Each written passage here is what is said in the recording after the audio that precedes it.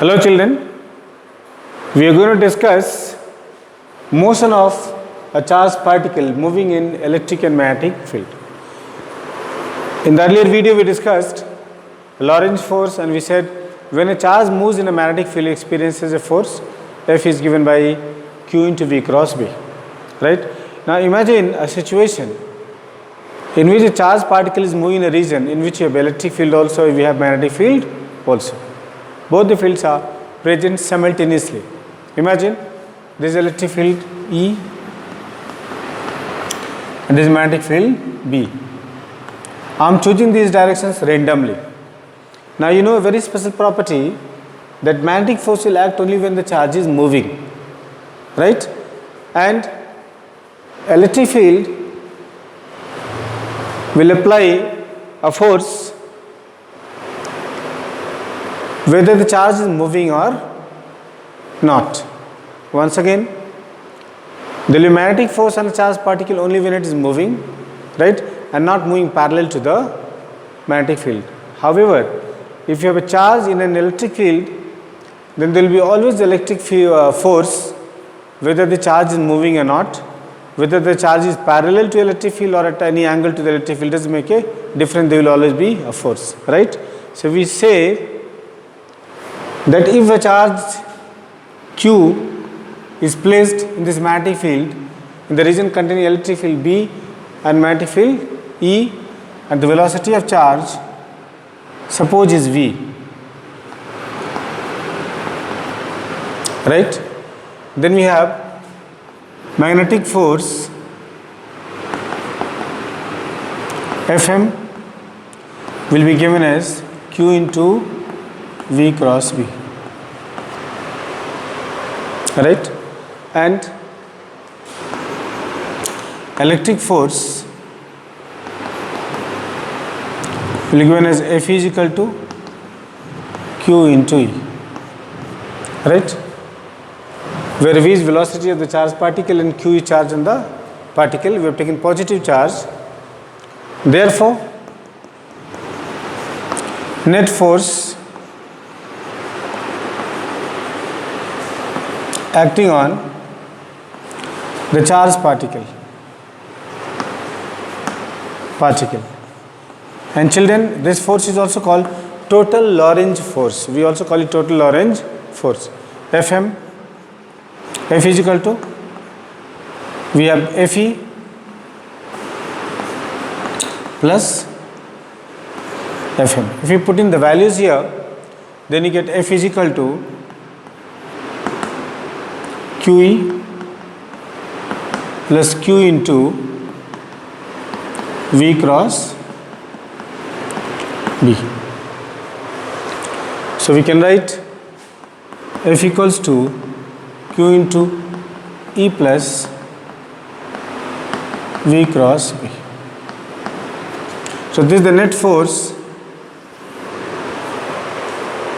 that the charged particle is going to experience, E Q into E plus V cross B, depending upon what is direction of B cross V, right. So this is the net force and we have to vectorially add these two quantities, that is electric force and magnetic Lorentz force. And this is also called total Lorentz force, or simply you can say total force. Now we will be seeing a unique situation in which the charged particle is traveling undeviated. Charged particle is traveling how? Is traveling undeviated. Let's see special case. This special case is called velocity selection. This is called velocity selection. So what is this velocity selection?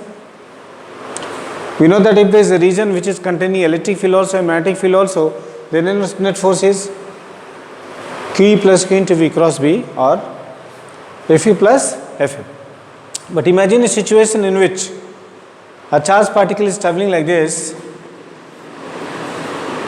right, charged particle is here, its velocity is V, and imagine a situation in which magnetic force Fm is acting up and electric force is acting down, and both are equal and positive. Okay. So if Fm is equal to Fe, if Fm is equal to Fe, then we have Fm is QVB and electric force is how much here? Q into E. If we cancel out this, so VB is equal to how much here? E, or V is equal to E by B. Now this is a very interesting result that we got, that only those particles which have a velocity V is equal to E by B, they will be travelling through this region containing both the fields what? Undeviated. And this concept is used to separate particles of certain velocities, and it was used extensively by Thomson's experiment for determining the specific charge to mass ratio. This concept is also used in mass spectrometers like Banbridge mass spectrometer, including in senior classes, for determining the velocity of V, right? Okay. Now children, we are going to discuss the concept of velocity selector in little bit more detail. Imagine a situation in which I have a magnetic field B, and this field is going what? Into the plane of the board. You can see it's shown by the cross. All these crosses are showing direction of magnetic field B. Now imagine a situation in which I have electric field here that is directed downwards, E. Now there are two slits here in the velocity selector. One slit is S1 here, the other slit is S2. You can see that both the slits are aligned along the same what? Straight line. Now imagine there is a charge Q. I am injecting between these two slits through slit S1 with the velocity V, right? Let us find out what will be direction of magnetic force, Lorentz magnetic force on the charge Q. Suppose the charge is here, and how much is charge? Q. If I use Fleming's left hand rule, then this is field, this is the what? Velocity, and this is the what? Force. So you can see the field is inside, this is the velocity. So force is where? Upwards. It is deflecting it what? Vertically upwards. This force is Fm. Electric field is downwards, so obviously the electric force is what? Fe. It is downwards. Now when these two forces are opposite, then the net force will be equal to difference of the two forces. But imagine a situation in which these two forces are equal and opposite, like we said earlier. Then we have Fm is equal to Fe. We already said earlier. QVB is equal to Q into E. We cancel out. Then VB is equal to E, or E is equal to how much? V is equal to E by B. So you can see that only the particles which have velocity of E by B, they will be allowed to pass through S2. They will emerge from here, right? And the rest of the particles, what will happen to them? They will be deflected. Some will go up, some will go down, and as they go up and down, they are not going to the slit, they will be stopped.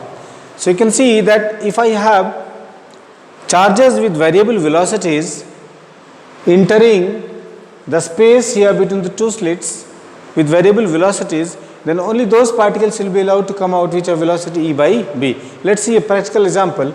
Suppose electric field is 2 into 10 to the power 4 volt per meter, and magnetic field is 0.01 Tesla. And then they ask you, what will be the velocity of the charged particle which will be passing undeflected? Then what will you say? V is equal to E by B. Very simple. They ask you questions on this. So E is 2 into 10 to the power 4 divided by 0.01. So you can see that V will be 2 into 10 to the power 6 meter per second. So only the particles which have this velocity, they will be allowed to emerge from S2. Only they will be allowed to pass through. So you can see that we have selected this particular velocity. Hence this device is called a velocity selector, right? and only particles having this velocity will be allowed to come out of it. The rest will all be blocked because they will not be able to move in a straight line. Net force will not be 0, so they will be deflecting either up or down and they will be stopped. Okay. So this concept of velocity selection is very important. It comes in the exam, right? We will be doing cyclotron next. Now children, we are going to discuss cyclotron. This is again an important device for exams and very simple to understand. You see, a cyclotron is a device which is used to accelerate particles. You can use it for accelerating subatomic particles, like you can take protons, you can use deuterons, positive ions you can take, alpha particles can be accelerated. We don't use for accelerating negative particles like electrons, but you can use it for accelerating positive particles, right?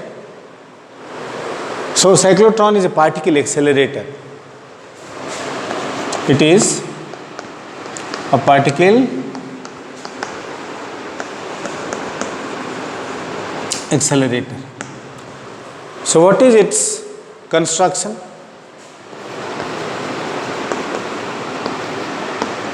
So in construction, what all it has? First thing you can see, I have written NS. This is north and this is south. This north and south are the north and south poles of electromagnet. So first thing we have is electromagnet, strong electromagnet. I'll write here strong electromagnet. Now some of you may wonder, why not a permanent magnet? Because with the permanent magnet, we can use permanent magnet also, but with the permanent magnet there are limitations. I can't increase the magnetic field, I can't decrease the magnetic field. But if you are using electromagnet here, you can actually increase or decrease the magnetic field. This is why I am using a strong magnetic field provided by a what? Electromagnet. So we have strong electromagnet. Now you can see here I have written D1 and D2. What is D1 and D2? D1 and D2, we call them Ds, Ds. What is a D? Imagine a hollow sphere. Imagine a hollow sphere and you cut it down the middle. If you cut it down the middle, how will it appear? This will be one part and this will be another part. It will become like a D, no? So that's why we call it Ds. So here the second part it has is Ds, and these are D1 and D2. Now next here we have is an oscillator. Oscillator, where of this sign it means AC source. Oscillator, alternating current does not have a fixed direction, it keeps changing with time. So this is basically AC. High frequency source, very high frequency source. We are connecting here, we call it oscillator, also we call it resonator, high frequency source. Here we have a window.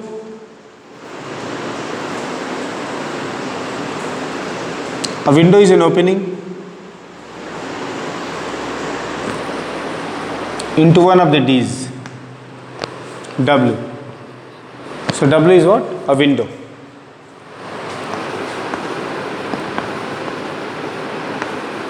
W. And then we have a source of positive ions.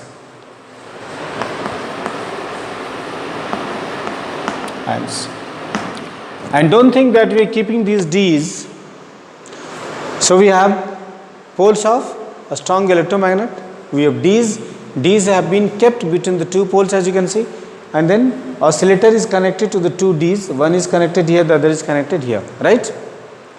So it will be applying a high frequency potential difference, which will be changing all the time. Alternating current does not have fixed positive and negative terminals, keeps what? Changing. Then we have a window out here and a source of positive ions, right? So these are the elements of this construction. But you have to understand that this entire arrangement is kept in an extremely evacuated chamber. It's kept in a room, in a hall, which is evacuated, highly evacuated, because if the air particles into the room, they will interfere with the movement of charged particles, right? Now we have construction, we understood. Now see working. What is working? There are two things you have to understand working. One is, we already said, when a charged particle moves in a magnetic field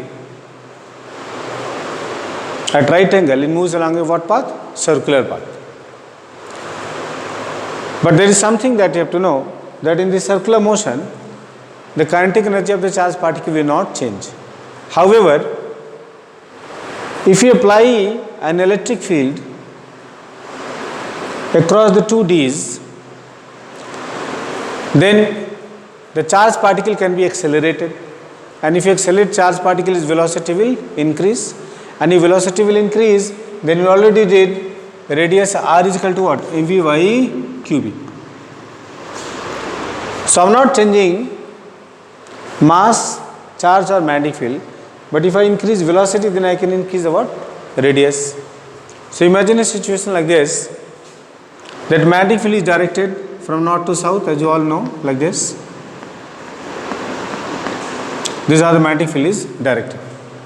Charge q is kept here and is given a velocity like this, perpendicular to the magnetic field. Understand it nicely. If I use Fleming's left hand rule, then this is the magnetic field, this is the velocity. So where is the force? The force is inside the plane of the board.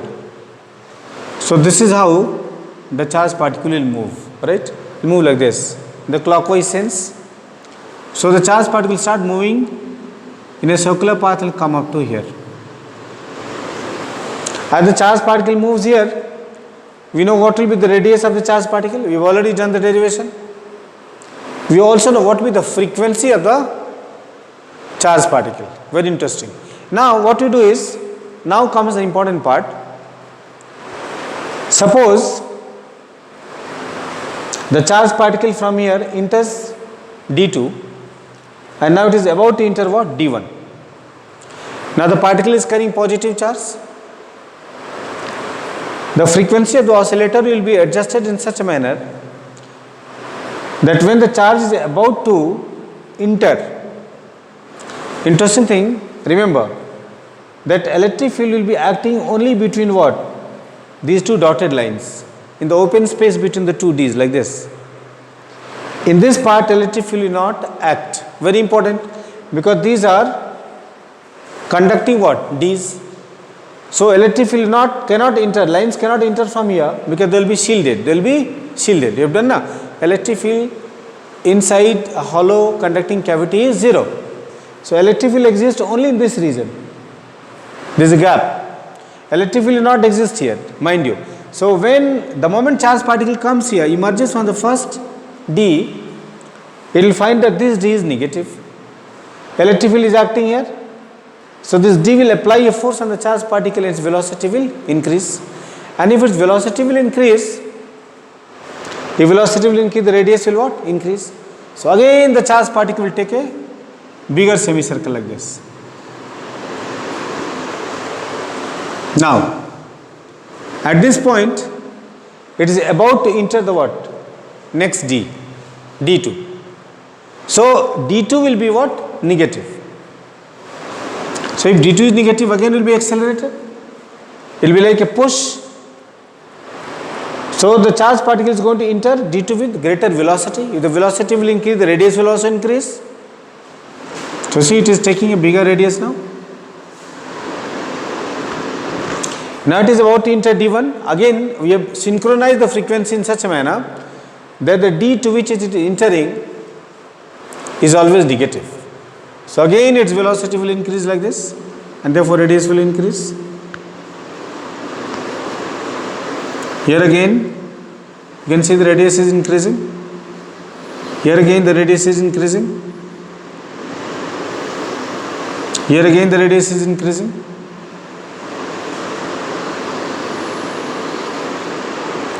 Now the particle comes here and this is the window.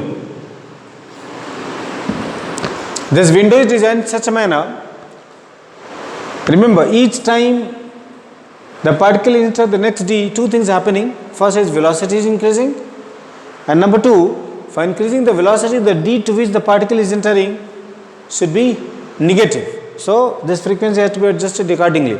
So we assume that now this is the highest velocity the particle can gain, and from here we apply an external voltage and deflect the particle. So this external voltage makes the particle go like this. I will draw it properly. And children, here we have a target. Charged particle is now moving at a very high velocity, so we can put a target, and when the charged particle strike the target will be obliterated. Clear? So what did you learn? That the particle to be, so what is the working principle? A charge particle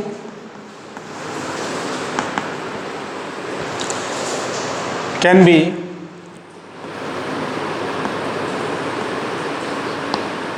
deflected with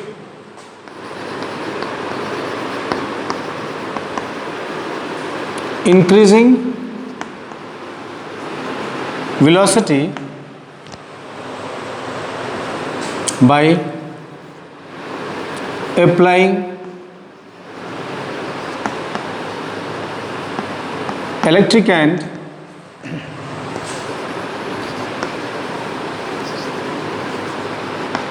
magnetic fields as it moves along a circular path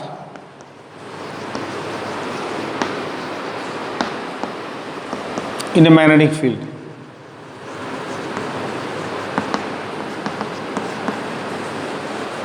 In a magnetic field. Clear? Now, the radius of,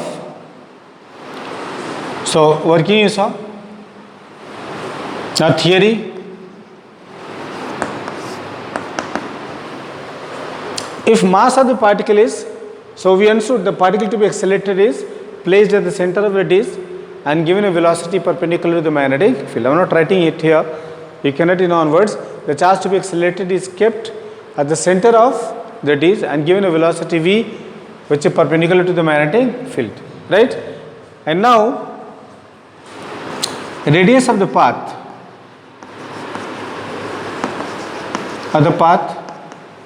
is given by r is equal to mv by qb, right? Time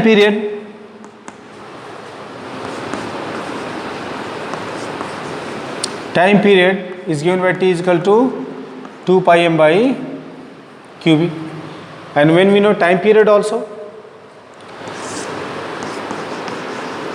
then frequency of the particle is given by nu is equal to qb by 2 pi m. You can see that frequency of the charged particle, which is also called cyclotron frequency, is also called what frequency? Cyclotron frequency, is neither depending on velocity nor it is depending upon the radius of the path. Very important. That frequency neither depends upon radius nor it depends upon what? The velocity. Here you can see as the radius goes on increasing, then the velocity also goes on increasing. So we conclude from here that kinetic energy of the charged particle is given by kinetic energy of particle is k is equal to half mv square. So k will be equal to half m. If I use this equation, then velocity will be how much? qbr by m.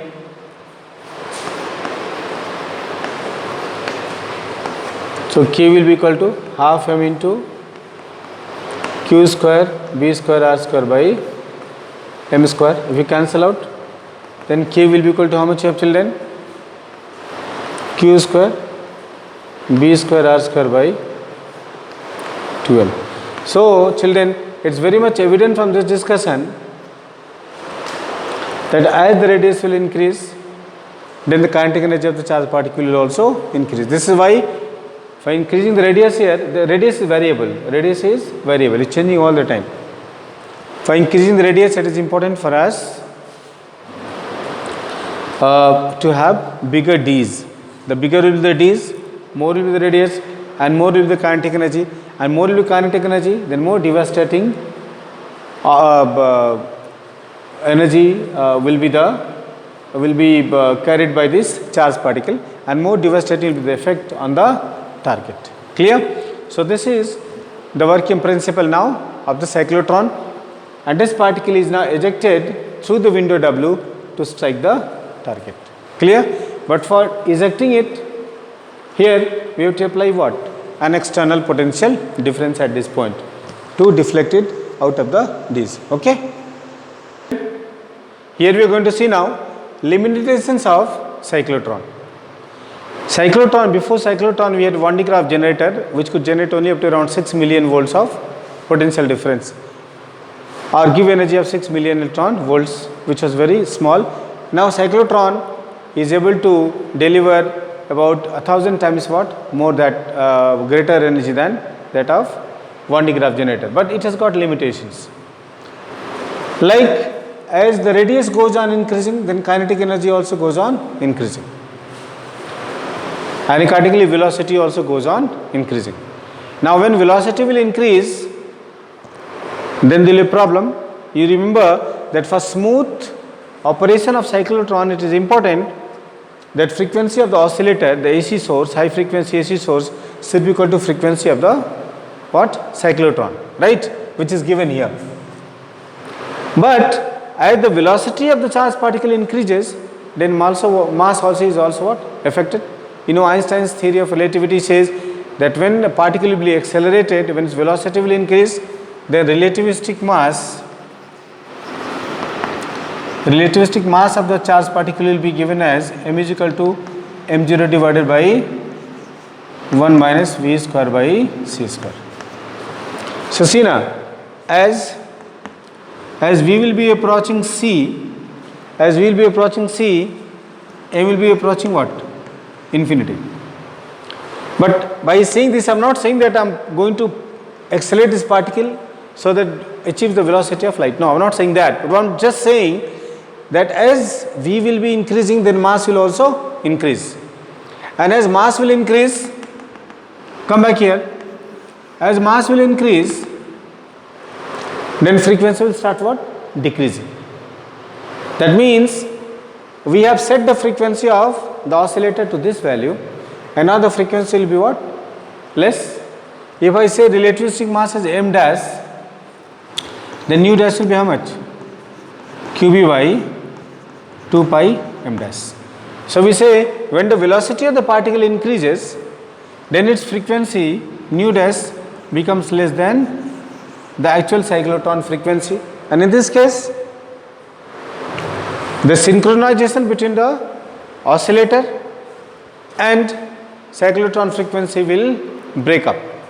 There will be lag in frequency of cyclotron will slow down, and this will have a higher value. So we cannot achieve this result of smooth motion. You will find that the charged particle is colliding with the what? The D is only somewhere. The spiral is not perfect and goes out of its path. That means we cannot allow the frequency to decrease. That means we cannot allow the velocity to increase beyond a certain point, right? So this is the limitation, that as velocity of cyclotron of the charged particle increases, this frequency what? Decreases, and therefore synchronizing with the oscillator becomes very difficult. Therefore two modifications are done it. How will you overcome? The two modifications will increase magnetic field B. Let us understand it. Suppose the mass becomes double and I make the magnetic field also double, then 2 and 2 will cancel out, still we will have what? same frequency. So we'll increase B, and then what will happen? We'll decrease external frequency, decreasing frequency of oscillator. So there are two ways in which we can do, and this device called synchrocyclotron. Synchrocyclotron. Clear? If you modifying only this, is called synchrotron. This is called synchrotron, and the second one you modify frequency of the oscillator is called synchrocyclotron. So children, we discuss application of cyclotron as a particle accelerator, besides limitations and besides working. So go through this derivation in detail. Thank you very much.